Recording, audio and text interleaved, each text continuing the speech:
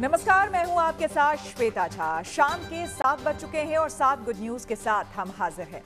हम आपको आज की 7 गुड न्यूज बताने वाले हैं, जिसमें सबसे पहले बात आज की सबसे बड़ी और सबसे अच्छी गुड न्यूज की करेंगे। देखिए, गणेशोत्सव चल रहा है और चारों तरफ गणपति बप्पा के जयकारे गूंज रहे हैं। ऐसे में हमारी जो पहली गुड न्यूज है वो इसी से जुड़ी हुई है। 7वें दिन गणपति बप्पा के दर पर भक्तों का सैलाब। जी हाँ, आपको बता दें, गणपति उत्सव का 7वां दिन है और शहर शहर उत्साह और उल्लास चरम पर है।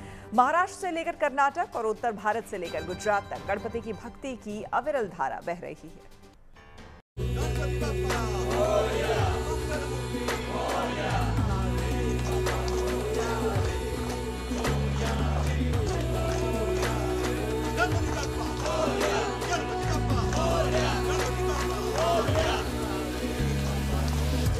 मुंबई से लेकर पुणे, नागपुर से लेकर दिल्ली और लखनऊ से लेकर जयपुर तक भक्तों में गणेश उत्सव का जोश हाई है। कहीं हाथी पर सवार गणपति की झांकी सजाई गई है, तो कहीं समुद्र मंथन, रामायण और महाभारत की कथाओं की थीम पर आधारित पंडाल लोगों का मन मोह रहे हैं। महाराष्ट्र में तो जैसे पूरा राज्य ही बाप्पा की भक्ति में डूबा है। लाल बाग के राजा हो या सिद्धिविनायक, बाप्पा के हर मंदिर और पंडाल में भक्तों का हुजूम उमड़ा पड़ा है। क्या आम क्या खास, हर कोई बाप्पा के दर पर आशीर्वाद लेने के लिए पहुंच रहा है। दिल्ली और उत्तर भारत में भी इस बार गणपति पंडालों की रौनक देखते ही बन रही है। कहीं पर्यावरण संदेश देने वाले इको फ्रेंडली गणपति विराजमान हैं, तो कहीं ऑपरेशन सिंदूर की थीम पर सजाए गए पंडाल लोगों को आकर्षित कर रहे हैं। सिर्फ भक्ति ही नहीं, गणेश उत्सव अब सामाजिक संदेशों का भी जरिया बन गया है। स्वच्छता, जल संरक्षण और हरियाली का संदेश देने वाले पंडाल भी लोगों को खूब भा रहे हैं। मुंबई के सांता क्रूज इलाके में करीब 9 फीट ऊंची गणेश जी की प्रतिमा बेहद सुंदर लग रही है। इस प्रतिमा में गणेश जी के 25 मुख दिख रहे हैं और 52 हाथ दिख रहे हैं, जिसे देखने के लिए खासकर बच्चे बड़ी संख्या में जुट रहे हैं। गणेश जी के दर्शन करें, बहुत ही सुंदर, बहुत ही भव्य दिख रहे हैं।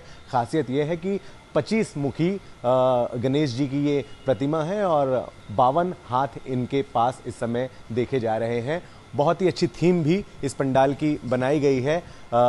25 मुखी गणपति बप्पा का जो मंदिर है केरला में, उसी की पूरी ये थीम बनाई हुई है और तमाम एक बड़ी संख्या में जो श्रद्धालु हैं यहाँ रोज़ाना पहुँच रहे हैं और दर्शन कर रहे हैं। अभी भी देखिए, बच्चे स्कूल जाते हुए बप्पा का दर्शन कर रहे हैं और वाकई में यहाँ पर आकर हर किसी के चेहरे पर प्रसन्नता आ जाती है। पंडाल की थीम केरल के 25 मुखी गणेश मंदिर की है, जिसका निर्माण 3 महीने पहले से ही शुरू कर दिया गया था। थीम जो है, ये शिव जी की तपस्या किया था रावण ने। जो उन्होंने तपस्या में जब खुश हो गए थे शिव जी, जो उन्होंने एक लिंग दिया था उनको, जो लिंग अगर वो श्रीलंका लेके चले जाते तो शायद कुछ संतुलन बिगड़ सकता था। तो उसी चीज़ को रोकने के लिए गणपति जी ने ये रूप लेके उनसे छल करके ये श्रीलंका केरला में स्थापित किया और वहाँ पे इस प्रकार का मंदिर का निर्माण किया। वहीं महाराष्ट्र के जालना शहर में विघ्नहर्ता गणेश मंडल ने इस बार गणेशोत्सव के मौके पर एक बेहद अनोखी और आकर्षक मूर्ति स्थापित की है। इस मंडल ने भगवान गणेश की 12 फीट ऊंची भव्य प्रतिमा स्थापित की है, जो राधा कृष्ण के स्वरूप में है। और इस मूर्ति की खासियत है कि इसे छत्तीसगढ़ के रायपुर की मिट्टी से बनाया गया है। देश भर में बाप्पा के प्रतिरूप को पंडालों में सजाया गया है। हर पंडाल में बाप्पा का अलग स्वरूप देखने को मिल रहा है। मुंबई के कुर्ला में तो बाप्पा का एक स्नो वर्ल्ड तैयार किया गया है, जहां विजिटर्स भक्ति और रोमांच का अद्भुत अनुभव ले रहे हैं। इस स्नो पंडाल में बर्फ से बाप्पा की प्रतिमा बनाई गई है, जहां लोग परिवार के साथ स्केटिंग, स्लाइडिंग और ठंड का आनंद लेते हुए बाप्पा के दर्शन करते हैं, उनका आशीर्वाद पाते हैं। मैं मौजूद हूँ मुंबई के कुर्ला इलाके में स्थित स्नो वर्ल्ड में, जहां पर लोग फैमिली के साथ एंजॉय करने के साथ साथ बप्पा का भी दर्शन करते हैं। स्नो वर्ल्ड में बकायदा बप्पा का दरबार सजाया गया है। खास बात यह है कि बप्पा यहाँ विराजे हैं और पूरी तरह से स्नो से ही बनाए गए हैं। जी हाँ, सबसे पहले आप बप्पा का ही दर्शन कर लें। ऐसा लग रहा है कि भाई कैलाश पर्वत पे हम यहाँ पर हैं या फिर कश्मीर में है। बहुत ही ज्यादा अति ठंडी लग रही है, सोच सकते हैं -10 डिग्री। तो बप्पा पूरी तरह से स्नो से बने हुए हैं। ये 10 दिन की गणपति रहेगा, पूरे 10 दिन तक यहीं पे रहेगा। अच्छा, आप भी यही काम करते हैं? क्या नाम है आपका? प्रकाश, ये मेरे को बताओ कितना समय लगा ये बप्पा का निर्माण करने में, बनाने में? तो 15 दिन तो गया। 15 दिन गया। कितने लोग मिलके बनाते हैं? स्पेशली मूर्तिकार आता है कोई या फिर आप लोग? नहीं, उसको सुशांत बनाता है। सुशांत बनाता है? अच्छा, मतलब आप मैनेजर भी है, मूर्तिकार भी है? Yes sir. कैसे सीखा भाई साहब? बड़ी सुंदर मूर्ति लग रही है तो। सर ये अभी यही पे आइडिया गया हम लोग को। 2013 में भी मैंने एक बार गणपति बनाया था, तो उस टाइम से ही हम लोग का प्रथा चालू हो गया। हर साल फिर गणपति बनाना स्टार्ट हो गया। फिर एक नया आइडिया आते गया, नया गणपति का रूप हम लोग ने देखा है। गणपति का डेकोरेशन भी हम लोग हर साल कुछ नया सोचते हैं, नया करते हैं। वहीं नागपुर के दाभा परिसर में एक भव्य दिव्य गणपति बापा की मूर्ति लगाई गई है। इस पंडाल में 51 फीट की प्रतिमा को स्थापित किया गया है। 51 फीट ऊंचे गणेश प्रतिमा के दर्शन करने प्रतिदिन भारी संख्या में श्रद्धालु यहां पहुंच रहे हैं। खास बात है कि यहां गणपति पंडाल में ऑपरेशन सिंदूर को सलामी दी गई है। जाहिर है गणेश महोत्सव सिर्फ एक पर्व नहीं बल्कि भक्ति, श्रद्धा और विश्वास का ऐसा उत्सव है जो हर दिल में पापा का आशीर्वाद पाने की इच्छा और हर जीवन में मंगल का संदेश लेकर आता है। नागपुर से योगेश पांडे, वडोदरा से दिग्विजय पाठक, जालना से गौरव विजय, अकोला से धनंजय साबले और मुंबई से धर्मेंद्र दुबे के साथ bureau report, good news today.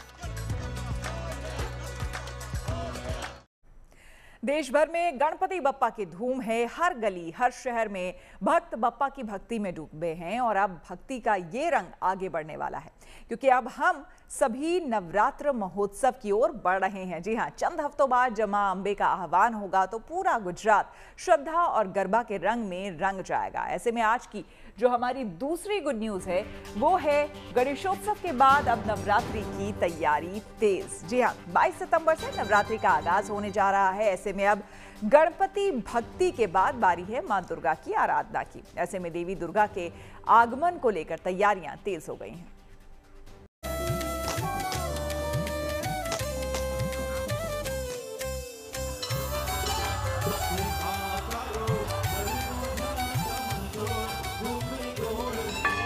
Navratra आस्था, शक्ति और भक्ति का पर्व।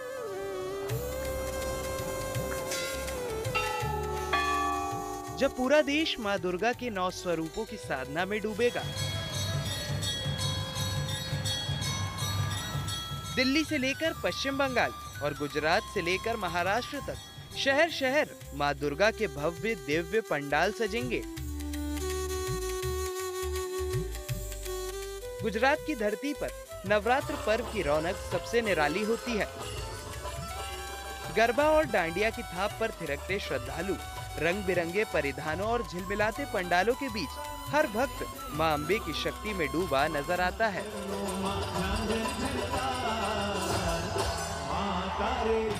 गुजरात में नवरात्रि केवल एक उत्सव नहीं बल्कि आस्था, परंपरा और संस्कृति का संगम है, जिसमें हर भक्त पूरे भक्ति भाव से इस पर्व का न केवल हिस्सा बनता है बल्कि मां दुर्गा की, मां अंबे की आराधना गरबा रास के जरिए करता है, जिसके लिए गुजरात में अभी से तैयारियां शुरू हो गई हैं।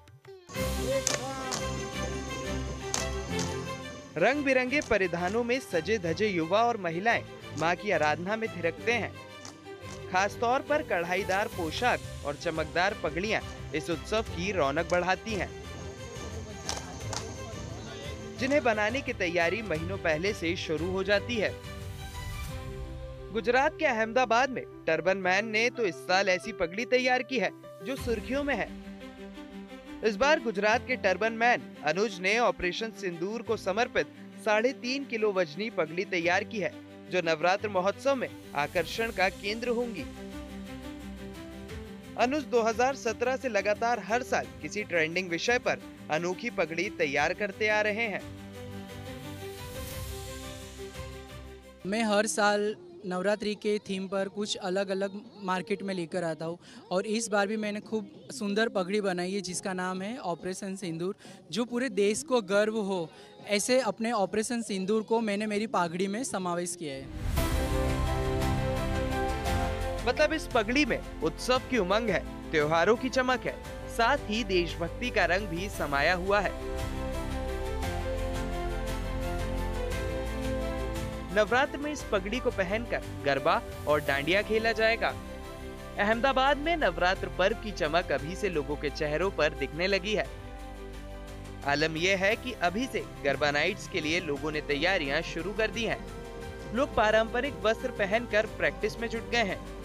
इन सब के बीच सबसे ज्यादा आकर्षित कर रही है ये बिग साइज पगड़ी। मेहनत की बात करें तो 4 महीने से मैं खूब मेहनत कर रहा हूँ मेरी पगड़ी के लिए। रात दिन जाग के 2-2, 3-3 घंटे मैं पगड़ी में मेहनत कर रहा हूँ और कुछ अलग लेके आने की उत्साह होती है मुझे नवरात्रि में, क्योंकि मैं पूरा साल वेट करता हूँ मेरी पगड़ी को लेकर आने के लिए। और इस बार भी मैंने खूब सुंदर पगड़ी बनाई है, आप देख सकते हो। अब तक अनुज जीएसटी पगड़ी, विरासत थीम वाली पगड़ी और बॉलीवुड एक्टर सोनू सूद को समर्पित पगड़ी भी बना चुके हैं। इस बार उनकी पगड़ी की थीम राष्ट्र समर्पण से जुड़ी है, जो नवरात्र के मौके पर पंडालों में आकर्षण का केंद्र बनेगी। अहमदाबाद से ब्रजेश दोषी के साथ bureau report, good news today. बाढ़ प्रभावित इलाकों में स्थानीय प्रशासन के साथ साथ सेना के जवान भी जुटे हुए हैं। सोमवार को सेना के जवानों ने एक खतरनाक ऑपरेशन में भीषण बाढ़ में फंसे एक व्यक्ति की जान बचाई। ऐसे में जो हमारी तीसरी गुड न्यूज है वो है सैलाब में फंसी जान, सेना ने किया रेस्क्यू। जी हां, उफनती लहरों के बीच जिंदगी और मौत से जूझते एक व्यक्ति के लिए भारतीय सेना देवदूत बन गई। ये तस्वीरें छत्तीसगढ़ और ओडिशा की सीमा की है। यहाँ पर सबरी नदी उफान पर है। इन्हीं खतरनाक लहरों के बीच एक व्यक्ति बुरी तरह से फंस जाता है। मलकानगिरी जिले के रहने वाले इरमा सोड़ी काम के सिलसिले में सुकमा जिले के तेलावर्ती गांव गए थे। यहां से लौटते वक्त सोड़ी सबरी नदी की लहरों में बुरी तरह से घिर गए। तेज बहाव में बहकर सोड़ी किसी तरह से आंशिक रूप से डूब रहे एक पेड़ से चिपक गए। यहाँ सोड़ी थकान से जूझते हुए 18 घंटे तक रात भर डटे रहे। सुबह ग्रामीणों ने सोड़ी को देखा तो उन्होंने अधिकारियों को सूचित किया। इसके बाद सेना और सीआरपीएफ के जवानों ने तत्काल यहां पर पहुंचकर रेस्क्यू ऑपरेशन शुरू किया। नदी की गहराई और प्रचंडता को देखते हुए भारतीय वायुसेना को हवाई सहायता लेनी पड़ी। स्थिति की गंभीरता की वजह से सेना के हेलीकॉप्टर को बचाव कार्य में लगाया गया। हेलीकॉप्टर के पायलट कुशलता दिखाते हुए हेलीकॉप्टर को ठीक उस जगह पर लेकर गए जहां सोढ़ी फंसे हुए थे। इसके बाद सेना के एक जवान ने हेलीकॉप्टर से डाइव लगाई और वो ठीक उस पेड़ के पास पहुंचे जहां सोढ़ी ने शरण ली थी। इसके बाद सेना के जवान ने सोढ़ी को लाइफ जैकेट पहनाया और फिर उनको रस्सियों के सहारे वहां से लिफ्ट करके सुरक्षित बाहर निकाला गया। सोढ़ी को इलाज के लिए सुकमा जिला अस्पताल में भर्ती कराया गया, जहां उनकी हालत खतरे से बाहर है। कई लोगों के लिए गणित की गुत्थियां दिमाग चकरा देने वाली होती है, लेकिन छत्तीसगढ़ की एक शिक्षिका बच्चों को मैथ्स की इन मुश्किलों से निकालने के लिए खेलों का सहारा ले रही है। शिक्षिका के इन नए प्रयोगों की चारों तरफ सराहना हो रही है। हमारी अगली यानी कि जो चौथी गुड न्यूज है वो है खेल खेल में गणित का ज्ञान, शिक्षिका को सम्मान। जी हाँ, आपको बताते हैं गणित के कठिन सवालों को सरलता से चुटकियों में हल कराने के लिए शिक्षिका ने स्कूल गणित पार्क और गणित लैब बनाया है, जहां बच्चे खेल खेल में मैथ्स के सूत्र सीख रहे हैं। इस नए प्रयोग के लिए टीचर को राष्ट्रीय शिक्षक पुरस्कार के लिए चयन किया गया।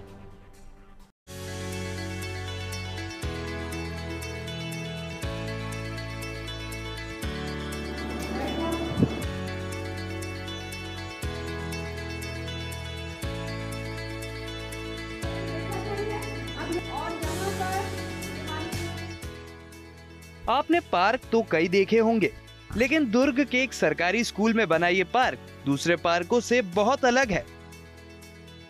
इस पार्क में फूल, पत्तियां और पेड़ पौधे नहीं हैं, बल्कि इसमें सिलेंडर, क्यूब और एंगल बने हुए हैं। इस पार्क में बच्चे घूमने नहीं बल्कि सीखने आते हैं, क्योंकि ये अपने तरह का खास पार्क है जिसमें गणित की गुत्थियों को सुलझाने के गुण सिखाए जाते हैं। यह है छत्तीसगढ़ के दुर्ग जिले के हनौदा गांव का सरकारी मिडिल स्कूल।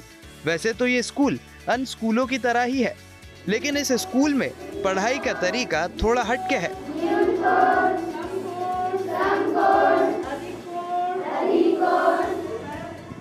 यहाँ बच्चों को खेल खेल में गणित के कठिन सूत्रों को सरलता से सुलझाने के तरीके सिखाए जाते हैं।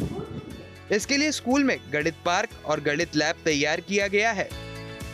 गणित एक अमूर्त विषय है जिसे हमें दिखा नहीं सकते, तो उसको मूर्त रूप प्रदान करने के लिए गणित पार्क बनाया। जैसे कि हम बेलन बोलते हैं, लेकिन बेलन की संरचना कैसी होती है वो हम इसमें जाकर मूर्त रूप में देख सकते हैं। इसी प्रकार से बहुत सारी अवधारणाओं को हमने इसके माध्यम से स्पष्ट किया है। बच्चे गणित के कठिन सवालों को चुटकियों में सुलझा सकें, इसके लिए रोचक तरीकों से गणित के सूत्रों को खेलों से जोड़ा गया। यहाँ बच्चे खेल खेल में मैथ्स की मुश्किलों को हल करने के लिए स्मार्ट ट्रिक्स को सीखते हैं। बच्चों की पढ़ाई में नवीन प्रयोगों को इस्तेमाल करने का श्रेय यहाँ की एक शिक्षिका डॉक्टर प्रज्ञा सिंह को जाता है, जो पढ़ाई को भी खेलों जितना मजेदार बनाने के लिए जी तोड़ कोशिश कर रही हैं। अक्सर बच्चों में गणित को लेकर कई तरह की शंकाएं होती हैं, जिससे गणित उनको कठिन विषय लगता है। लेकिन डॉक्टर प्रज्ञा सिंह बच्चों को गणित के मूल सिद्धांतों से परिचित कराने के लिए खेलों और प्रयोगों का सहारा लेती है। बच्चों को गणित की अवधारणाओं से परिचित कराने के लिए लूडो, सांप सीढ़ी और शतरंज जैसे खेलों का इस्तेमाल किया जाता है, जिससे बच्चे मजे के साथ गणित पढ़ते हैं। डॉक्टर प्रज्ञा की कोशिशों का नतीजा है कि इस स्कूल के बच्चे मैथ्स में काफी अच्छे मार्क्स ला रहे हैं। मैंने गणित जैसे विषय को आसान बनाने के लिए TLM का उपयोग किया। साथ ही मैंने बहुत सारी ट्रिक्स, और अभी तो हमारे यहाँ गणित पार्क भी बन गया है, तो इस तरह की गतिविधियों के माध्यम से मैंने गणित को आसान बनाया, जिससे बच्चे खेल खेल में गणित सीखने लगे। यहाँ तक कि बच्चों को 100% अंक भी प्राप्त हो रहे हैं गणित में। पढ़ाई में नूतन प्रयोगों को अब छत्तीसगढ़ के बाहर भी पहचान मिलने लगी है। डॉक्टर प्रज्ञा सिंह का चयन राष्ट्रीय शिक्षक पुरस्कार 2025 के लिए हुआ है। उन्हें 5 सितंबर को शिक्षक दिवस के दिन देश के सर्वश्रेष्ठ और चुनिंदा शिक्षकों के साथ सम्मानित किया जाएगा। शिक्षक पुरस्कार के लिए चयन किए जाने के बाद डॉक्टर प्रज्ञा बहुत खुश हैं। ये सम्मान मेरा अकेले का नहीं है, मेरे गांव का और मेरे विद्यार्थियों का है। हनोदा मेरी कर्म भूमि है। जन्मभूमि से बढ़कर कर्म भूमि होती है, क्योंकि हमने जन्म लिया वो तो हमारा ईश्वर का देन है, लेकिन जहां हम कर्म करते हैं वो हमारे लिए ज़्यादा बड़ी बात होती है। तो मैं ये गांव वालों को समर्पित करती हूँ। पढ़ाने की नई तरकीबों को लागू करने के साथ साथ डॉक्टर प्रज्ञा ने स्कूली बच्चों के लिए कई कार्यक्रम शुरू किए हैं। इन्होंने बालिका स्वास्थ्य के लिए विशेष कार्यक्रम जागो सखियों का संचालन किया, इसकी प्रदर्शनियां लगाई, और इन सब के अलावा उन्होंने स्कूल में अपने खर्चे से कई सुविधाएं जोड़ी। मैं विशेष प्रयास कर रही हूँ, तो मैं चाहती हूँ कि हर बच्चा गणित से डरे ना और हर बच्चा आगे जाए, और साथ ही हमारी दर संख्या को भी बढ़ाने का प्रयास है, जो कि लगातार मैं देख रही हूँ कि सरकारी स्कूलों में इसकी समस्या आ रही है। तो मेरा प्रयास यही रहेगा। देश को डॉक्टर प्रज्ञा जैसे शिक्षकों की जरूरत है, जो बच्चों में पढ़ाई की नींव को मजबूत करने के अभियान में जुटी है। वो जानती हैं कि अगर नींव मजबूत हुई तो उस पर भव्य इमारत खड़ी की जा सकती है। Raghunandan Panda, Durg, Chhattisgarh, good news today. Robot तेजी से हमारी जिंदगी का हिस्सा बनते जा रहे हैं। तकनीक के दौर में रोबोट हमारी जिंदगी को कैसे बदल रहे हैं, इसको लेकर नोएडा में एक खास आयोजन हुआ। ऐसे में हमारी अगली यानी कि जो 5वीं गुड न्यूज है वो है रोबोट वर्ल्ड कप में दिखा स्कूली छात्रों का गजब टैलेंट। जो यहाँ आपको बता दें कि नोएडा में रोबोट्स का टेक्नोजियन वर्ल्ड कप हो रहा है, जहां अनोखे रोबोटिक्स प्रतियोगिता का आयोजन किया जा रहा है। तकनीक की इस अनोखी रेस में भारत, रूस समेत 60 देशों की टीमें हिस्सा ले रही।